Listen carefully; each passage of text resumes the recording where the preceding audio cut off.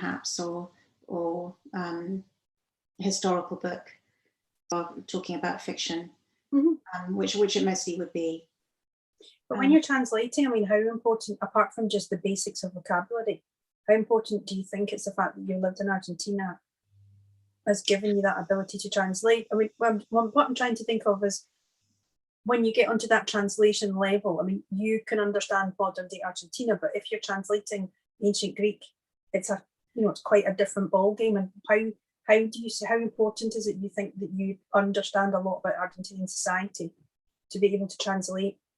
I think it's great if you do.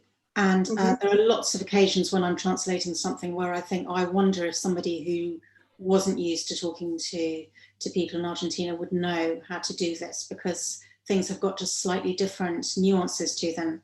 But having said that, I don't think that you must have lived in. And can you explain a bit about the process of how you translate? Because I remember seeing you talking on Twitter about it one time, and it was very much, I have just done the first draft. What happens? I mean, if I turn around and give you a book and ask you to translate it, what's your process for doing it? Well, first of all, I'm going to read it just as though I were a normal reader, and then I do the first draft, and I try to do that fairly quickly, so I don't stop on phrases and sentences that I'm finding difficult. If I'm stuck on something, I might just leave it in Spanish, or put an approximation of something that I think will work for the moment, because I want to feel the rhythm of it and keep it at a fairly good clip, if that makes sense, and not get sort of bogged down on something. So I'll do the first draft fairly quickly, and then I'll come back and slow the pace down. And 2 novels already. You were already an experienced translator when you published them. I had already done some translating. Yes, I had. Yes, I can't remember how many books I'd done. I think I'd already done about sort of 3 or 4 when I came to the novels. Well, but the novels are my 3rd and 4th books. So my first 2 books, I hadn't done any translating before those. But your first 2 books were travel books. That's right. Yeah. How much did translating novels teach you about writing novels? Oh, that's a really interesting question.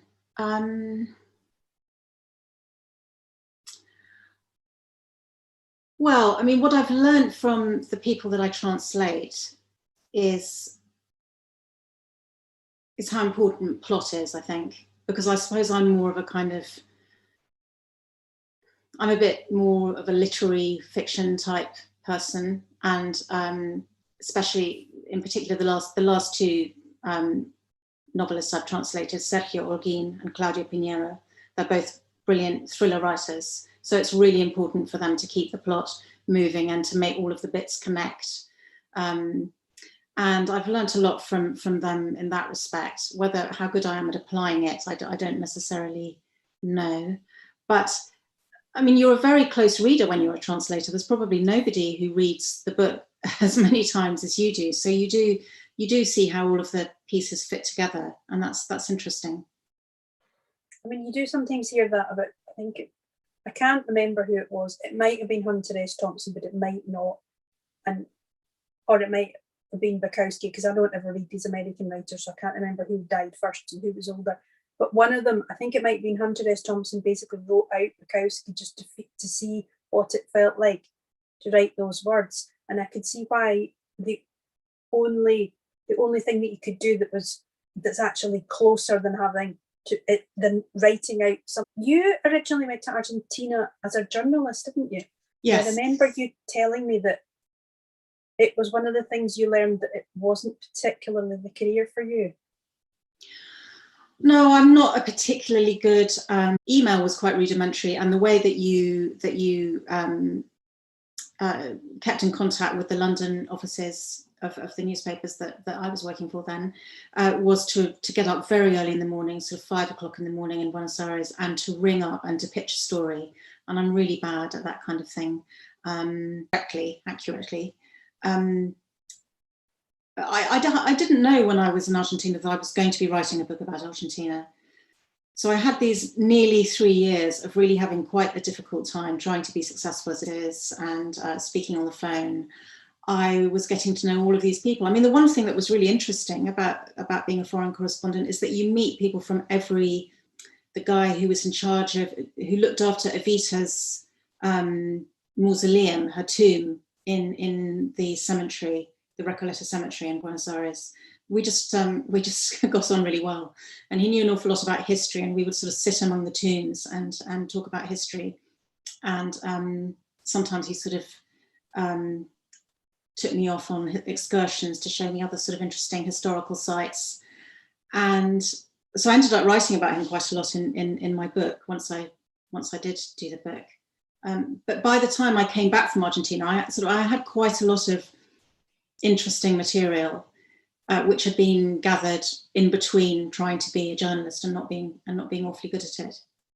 And then I went in for this competition, the Shiva Naipaul Memorial Award, which is a competition in the Spectator magazine, to write about a place that you find alienating. And I had found Buenos Aires alienating, among other things. And what had you found so alienating about it? Well, I mean, the people who lived there themselves at that time were alienated in many ways. It was a very difficult city to live in.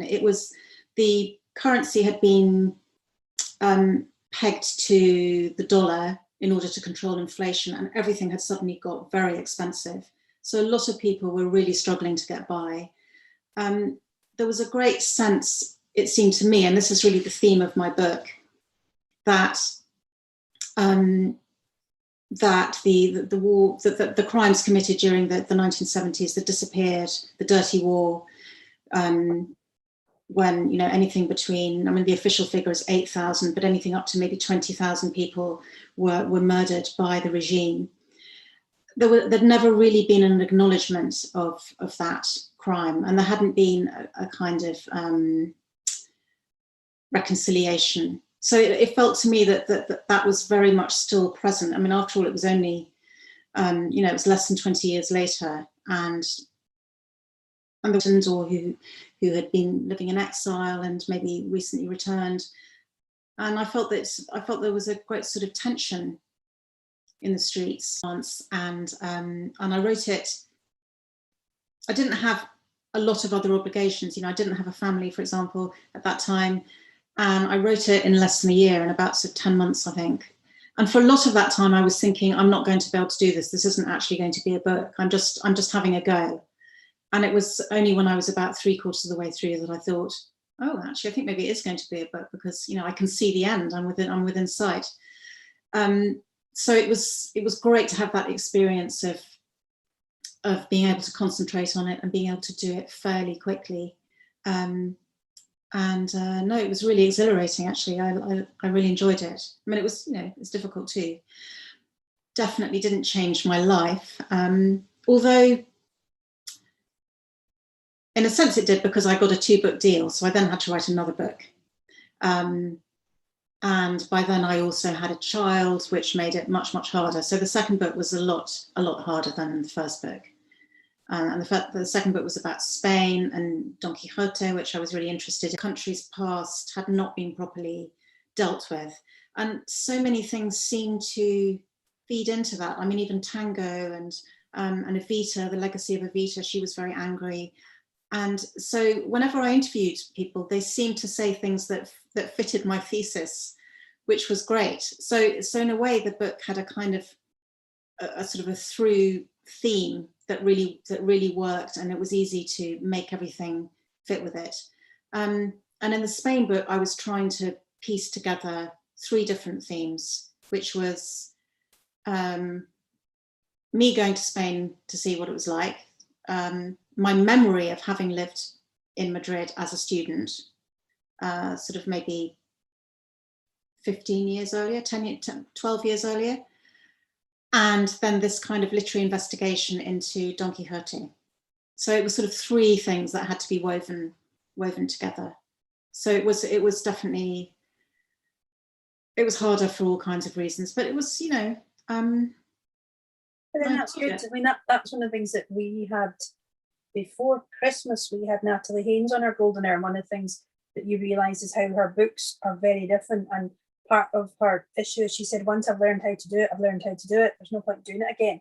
So, if I know how to write a thriller and I've written a thriller, I've done it. So and I need to move on to something different. And you can see that, obviously with yours, it sounds like the second one has a more demanding concept and a more demanding structure. Yes. Which I think is interesting that, and essentially a writer has to challenge themselves. Yes, I think that's true. I'm not sure I've ever had an opportunity where I could think, oh, it'll be fairly easy to do this. I suppose I think of the idea and I don't particularly think about whether or not it's going to be easy to do. I just think, oh, that would be great. I'd love to do that. And then, I might be so fast stepped in blood, as Lady Macbeth says, that by the time I realise it's too late to try to go back, again.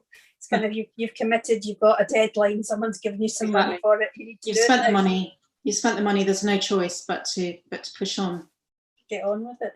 Another thing is about, so then what made you move from doing those 2 books to then doing a novel? Well, so by the time I had done the second book, I think I'd had a second child, and I then didn't feel as if I could write at all. I mean, certainly not write a book for a while. So I really just concentrated on journalism for a bit. And then once my second child started school, that's when I started translating. I was asked if I wanted to translate a book, and that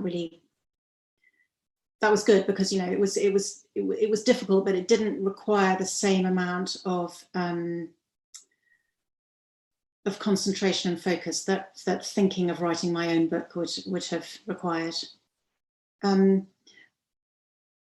But I was interested. I was still very interested in writing. I didn't really feel that I could do any travel writing with 2 children, so a novel was sort of the obvious alternative. And I'd been told, somebody had said, oh, you'd be good at writing novels. So I thought, well, maybe I'll give it a go and see what happens. It's also is that kind of decision to make to do a novel as opposed to doing a cookbook, or as opposed to doing, I don't know, another type of non-fiction book that didn't require traveling.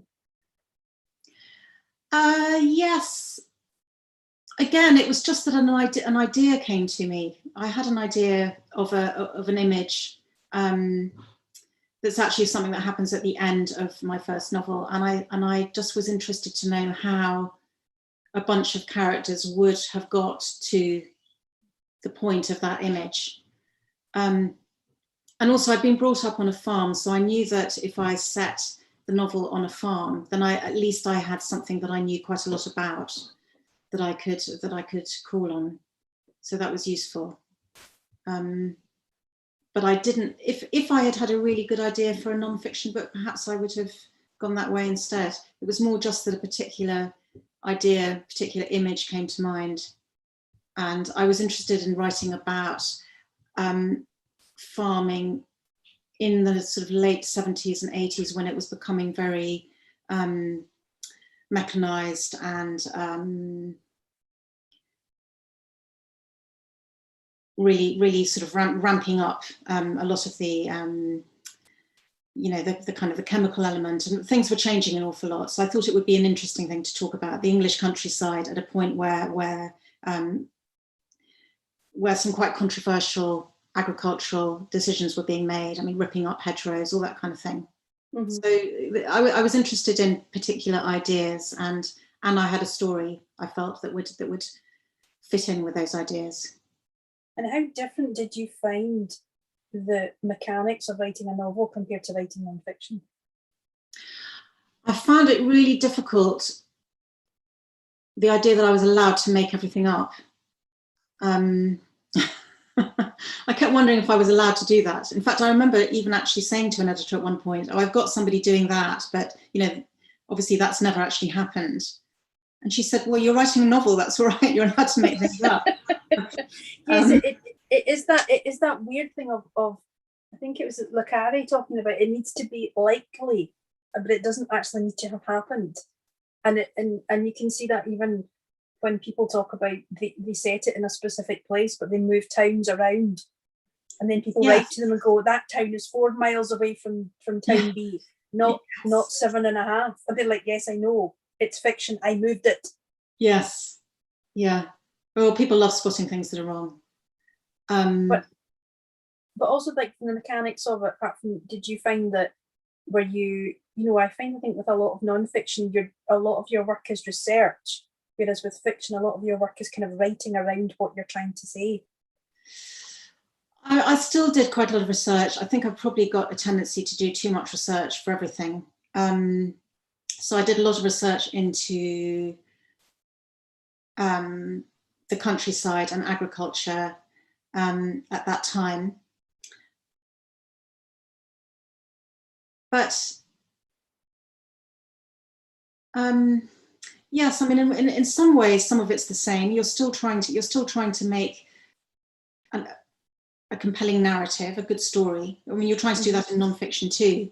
And in my case, I was also still doing lots of research.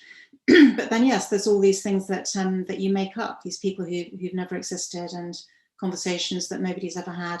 And it does feel both exhilarating and I had to keep reminding myself that I was allowed to do that. Maybe I'm quite a pedantic person, and the idea of being free to make things up is feels a little bit, I don't know, too risky somehow. But that's you written, but you've published 2 novels, haven't you? Yes. And do you have another one coming up, or what kind of books are you working on just now? I'm writing on something at the moment that is not fiction, although actually it has got fiction in it, because it's it's mostly non-fiction. It's about why people want to write about themselves, why people want to tell their story. And we hear this a lot at the moment, people talking about, you know, my truth and my story. And it's a kind of investigation of that. And part of it is set in, I can't use real people for that. So the characters are invented on that. But the ideas, there's a lot of ideas in it, and a lot of my own thoughts on writing, and so that element's all non-fiction. So it's like an auto-fiction book, or is it a book that's in between fiction and non-fiction, or? I suppose it is. I haven't really. I mean, auto-fiction seems to have become very controversial in the last couple of days on Twitter, anyway. Has it?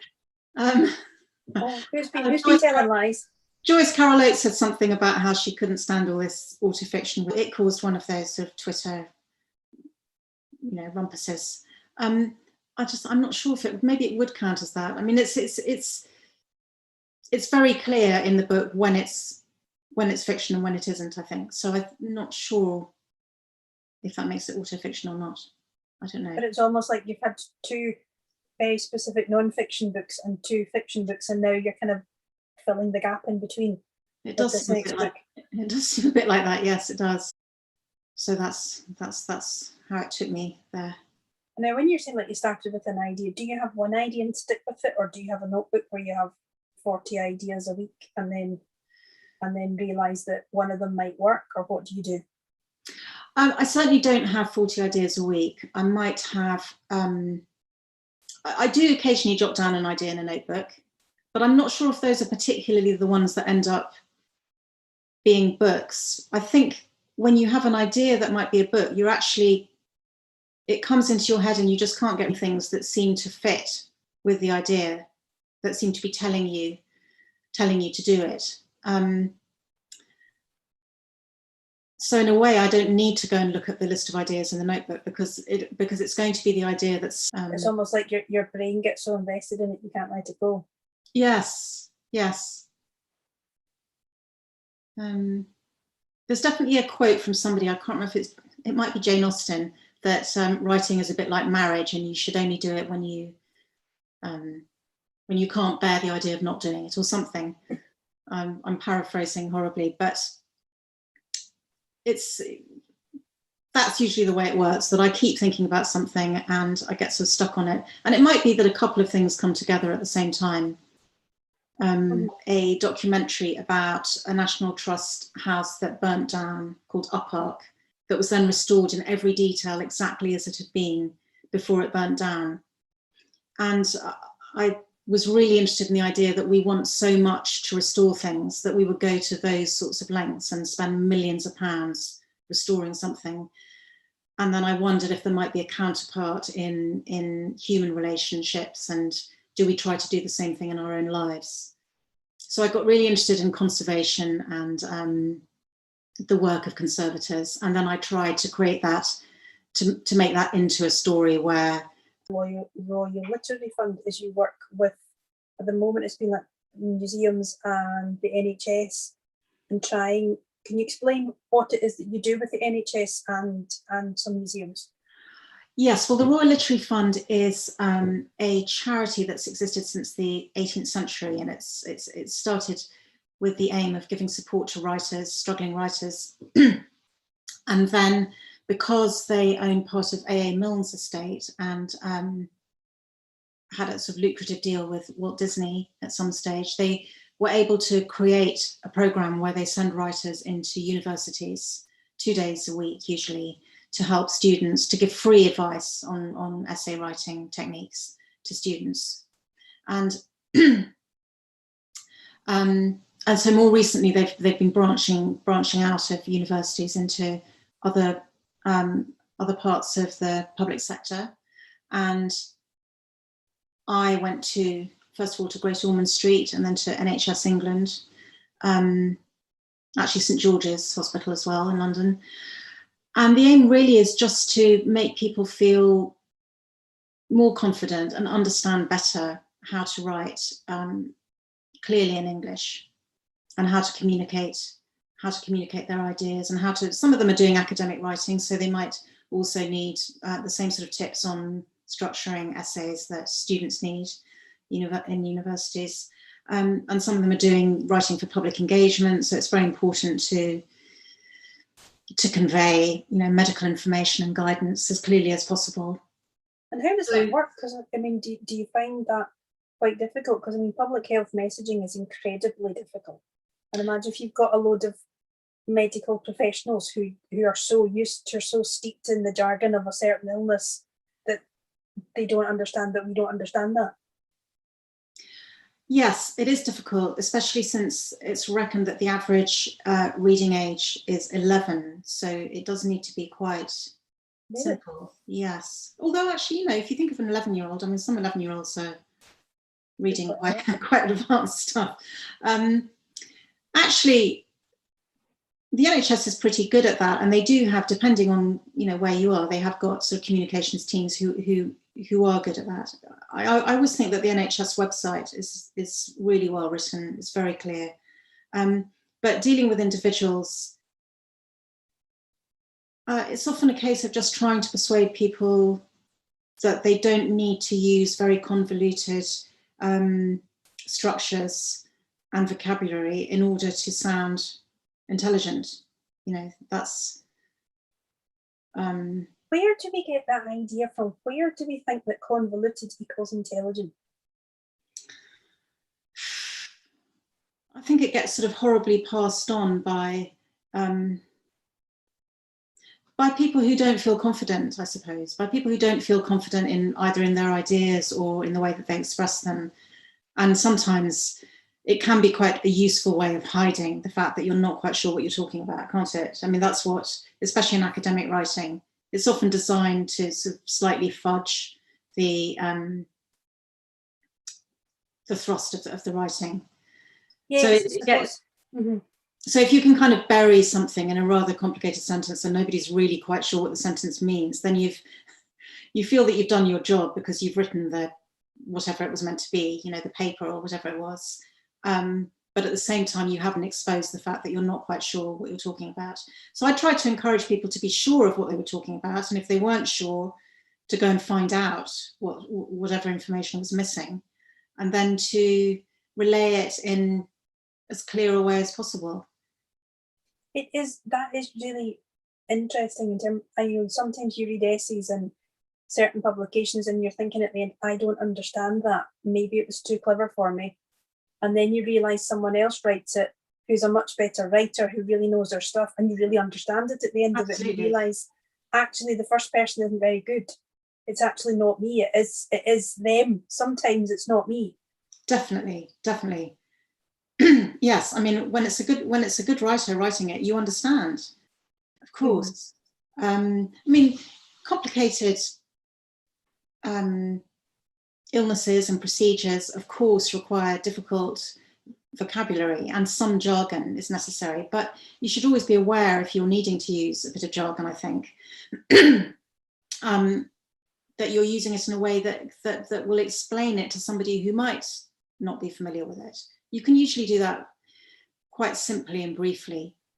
And what do you find that you can bring to the table with that? I mean, do you feel that a lot of your writing, like your translating, is kind of almost in a similar vein, because you're taking it from one language and trying to make it intelligible in a completely different language at the same time, not losing the story?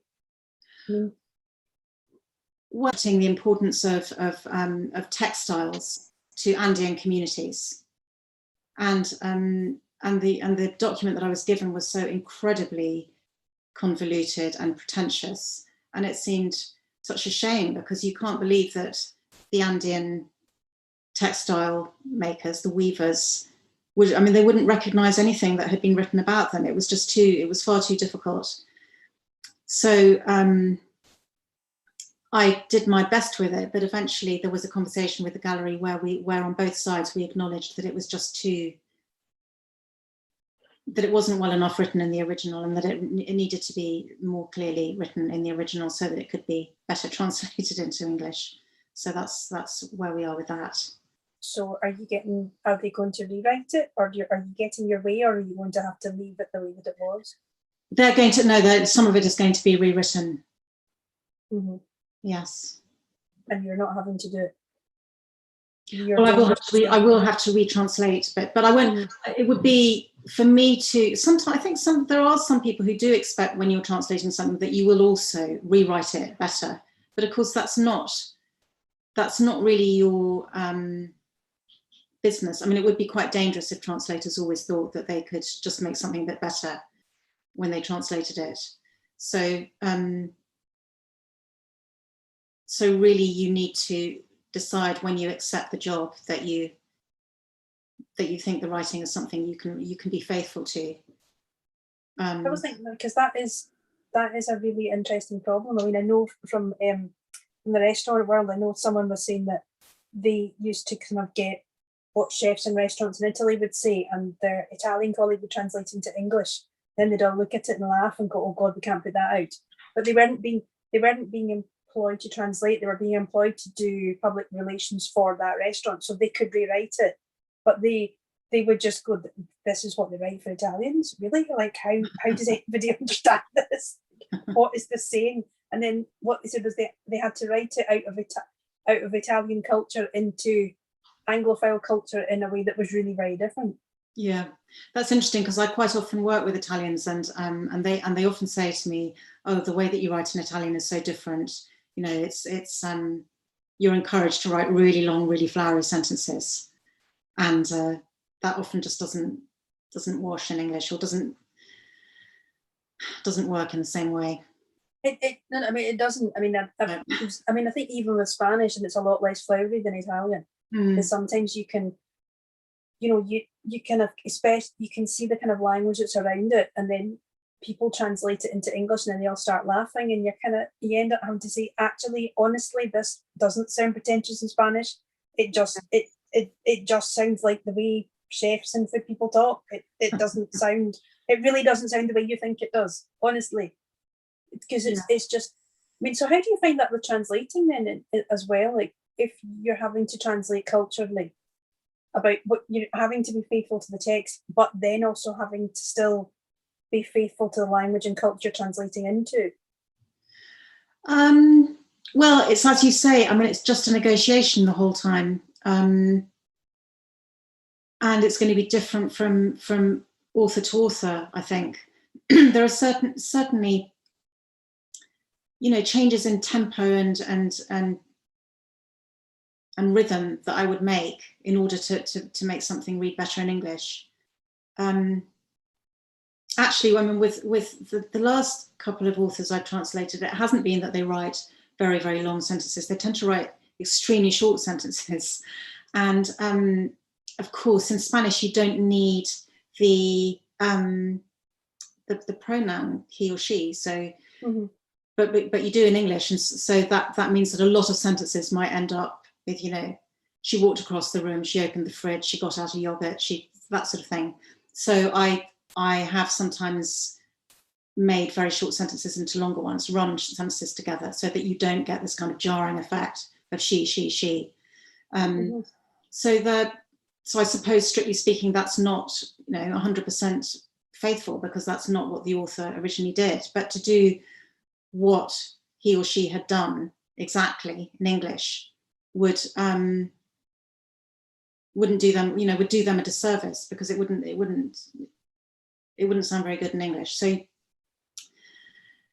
it is just how can I make this author sound like themselves, but not sound worse in the way that they come into English. It's a really good way to put it. How can I make this author sound like themselves, but not worse? Yes. Which sounds like it's a very tricky thing to do. So I have one more question, and then we'll see if anybody in the audience has got questions. My one more question is, the past year, has it been vaguely creative for you? Has it been disastrous for you? Have you managed to work? Has it been normal? Has it been in between? I've worked a lot in the past year. I'm quite lucky because I did have several jobs on, and also because I had been looking for some time to dedicate to writing my most recent book, and it gave me that time. So it was actually, you know, in work terms, it was not bad at all for me personally.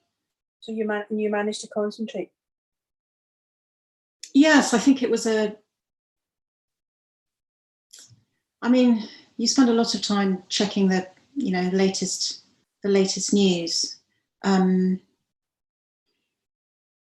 I think I found it, in a way, the perfect conditions for writing a book are fairly similar to lockdown conditions. You know, you need ideally, you probably don't see your friends, you don't go to your exercise class, you neglect to cut your hair, you know, you don't go shopping. you become isolated and unfriendly, and that's perfect for a book. So actually, all of those things were provided for me. It was quite useful.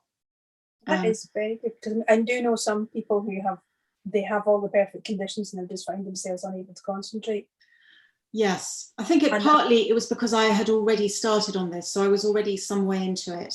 I think to have started something from scratch would have been very difficult. And how much more have you got to do with this book?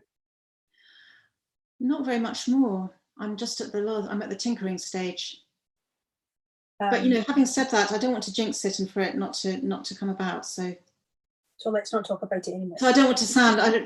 Pride comes before a fall, etc. But hopefully not much more. That's great. And what is it? And do you have any idea what you're doing what you're doing next, apart from when you do some reviews for Prospect magazine? But what else have you got coming up? I've got some small translation jobs, and I might be in the market for translating another book. But I'm actually not in a big hurry to do anything too big, so I'll see what's out there. Now, you only translate from Spanish, don't you, or do you translate from Italian as well now, or? No, I don't speak Italian. I did Portuguese at university as well, but I mean, I'm not particularly good at Portuguese, so I don't think I would put myself forward for that. No, so that's one of the questions that we've had of somebody say, "What's your favourite language?" We like to translate, and I was just thinking I'm afraid it has to be Spanish. and if you were going to learn another language now, would you learn Spanish again, or would you learn something different? If I spoke no languages. If you had to do it again, if you had to study a language again.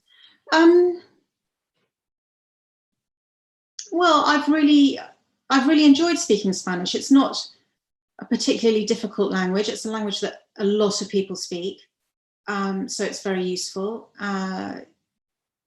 it's spoken in countries that I've really enjoyed visiting. So it probably would still be Spanish. Yes, I think so.